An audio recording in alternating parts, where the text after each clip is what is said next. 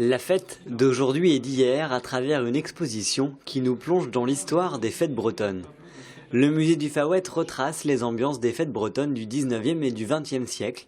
On passe forcément par le Faouët, on y parle des processions religieuses, mais pas seulement. On balaye aussi bien les pardons sous leurs aspects religieux et profanes que les mariages, les cirques, les danses, la lutte bretonne. Les artistes découvrent en effet la Bretagne après 1815, le plus souvent, et on s'aperçoit très vite qu'ils s'emparent de ce sujet parce que c'est l'occasion de représenter des Bretons en groupe avec leurs plus beaux costumes.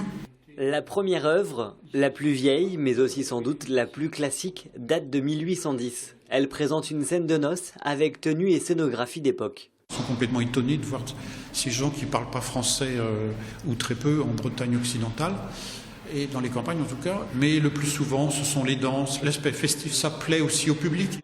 Des toiles classiques où la musique et la danse tiennent une place importante. On y retrouve notamment l'évocation du trio traditionnel breton, bombarde, biniou, tambour. Et puis, les couleurs s'éclaircissent, les toiles changent d'âme et de symbolique. Nous voici dans le 20e.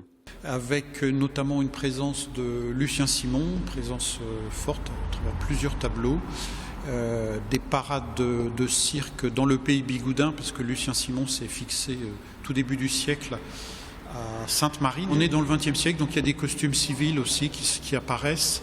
C'est très net aussi chez Maurice Denis quand il traite une scène de pardon à Perros-Guirec. Des styles qui évoluent également. On passe du goût du pittoresque de l'anecdote à celui d'une Bretagne plus actuelle, avec des scènes qui évoluent en fonction de l'époque, mais aussi de l'histoire.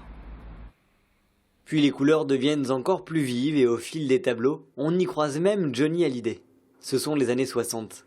Oui, parce que Fernando Shaw a peint en 1962 un tableau qui s'intitule Le Twist, qui est d'ailleurs dans la collection du musée du Faouët, puisqu'il a été donné par la famille de l'artiste.